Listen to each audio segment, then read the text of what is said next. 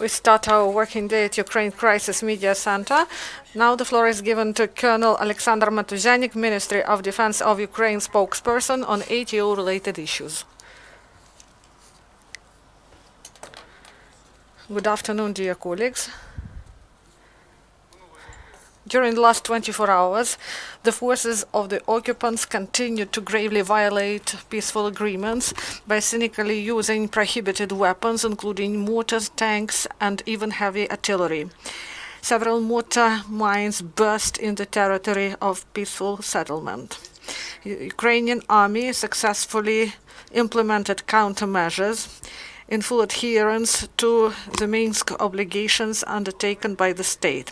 But the main result of yesterday is that in the result of military actions, there were no casualties among Ukrainian armed forces. Now information in more detail. The Lugansk sector, during the last 24 hours, the enemy delivered 6 precision shellings at our positions, but low intensity of fire of the enemy didn't show that the enemy wanted peace. And late in the evening, the enemy shelled our strong point near Vrubivka with the use of 152mm artillery systems. On the whole, 6 large caliber shells hit the Ukrainian positions. Also, the aggressor delivered fire at our defenders near Oleksandrivka, Zolote, and Krymska. The enemy shelled with the use of 82mm mortars, large caliber machine guns, and grenade launchers. Firing activity of the enemy forced Ukrainian forces to return fire 3 times.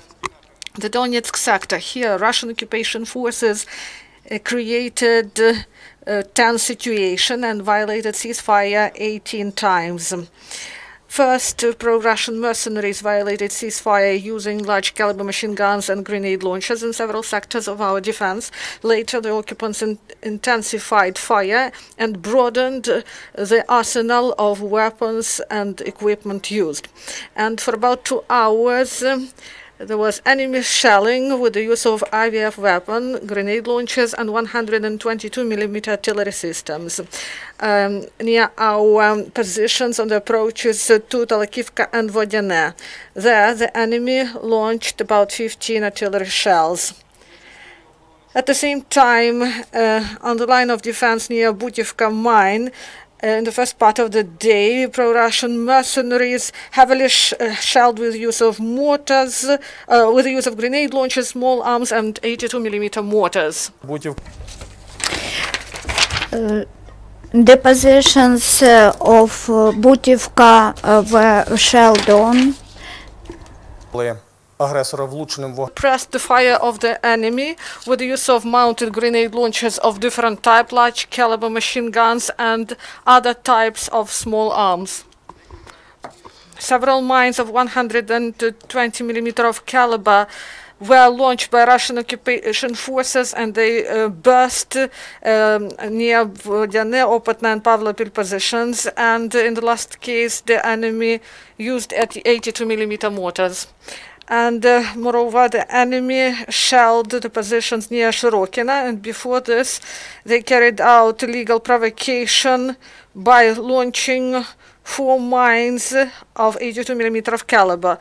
Fortunately, no casualties among civilians. And in each instance of enemy shelling, Ukrainian forces returned fire with the use of weapons that are not banned by the Minsk agreements. And on the whole, during the last 24 hours, along the line of confrontation, the enemy carried out 24 precision shellings in the direction of the armed forces of Ukraine and delivered 1 shelling at a peaceful settlement. Ukrainian servicemen 19 times returned fire. I would like to remind that the hostile shellings did not result in any casualties and no servicemen were wounded.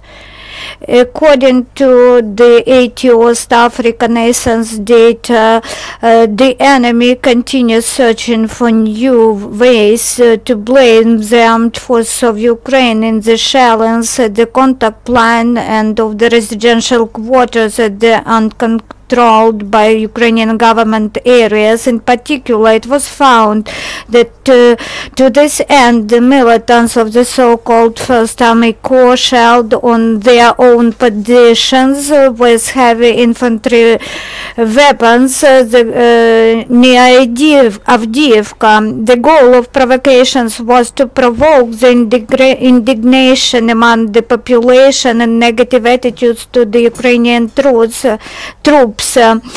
The occupants many times used such shellings on the Donetsk water treatment facilities and coke plant and electricity networks. It is characteristic that the provocations intensify shortly before the visits of OSCE monitors, Red Cross representatives and mass media. They are aimed at discrediting Ukraine before the international community. In this period, illegal militant formations of the so-called Donetsk People's Republic and Lugansk People's Republic shelled on some part of Lugansk using grenade launchers and IFV weaponry.